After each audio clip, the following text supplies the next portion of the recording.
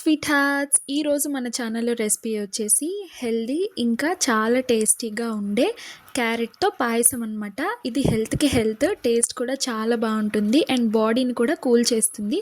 So చాలా simple, చూసేద్దామా. First ఇట్లా 2 క్యారెట్స్ పీల్ చేసుకొని నీట్గా తీసుకోండి. దీనిలో కావాల్సినవి ఇట్లా గ్రేట్ చేసుకున్న క్యారెట్స్ తీసుకోండి. నానబెట్టిన సగ్గుబియ్యం, తర్వాత 1 కప్ తరిగిన బెల్లం తీసుకోండి. 1/2 లీటర్ తీసుకున్నాము కాచి చల్లార్చిన పాలు, ఇంకా 1 కప్ డ్రై ఫ్రూట్స్ తీసుకోండి. కొన్ని dry fruits normal dry fry చేసి మిక్సీ పట్టుకున్నాము. తర్వాత యాలకులు.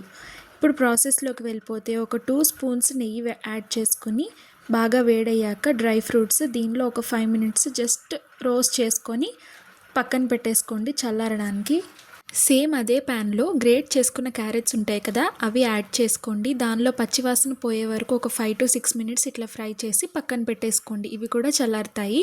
సేమ్ దానిలో మన నానబెట్టిన సగ్గుబియ్యాన్ని యాడ్ చేసి కొంచెం కావాల్సినంత వాటర్ని కూడా యాడ్ చేసుకొని మంచిగా మరగనివ్వండి. దాని కన్సిస్టెన్సీ చేంజ్ అయిన తర్వాత మనం ఇందాక కుక్ చేసి పెట్టుకున్న క్యారెట్స్ని దీనిలో వేసుకోండి.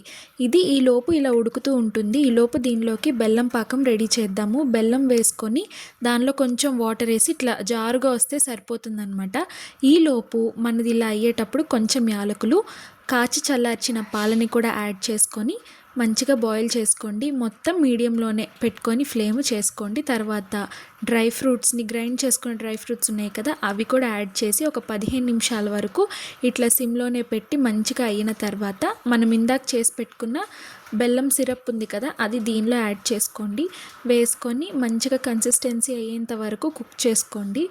తర్వాత కన్సిస్టెన్సీ బాగా అయిపోయిన తర్వాత మనం ఫ్రై చేసి పక్కన పెట్టుకున్న డ్రై ఫ్రూట్స్ని కూడా ఇందులో యాడ్ చేసుకోవచ్చు. ఇంకా ఎక్కువ కావాలంటే కూడా చేసుకోవచ్చు అనమాట.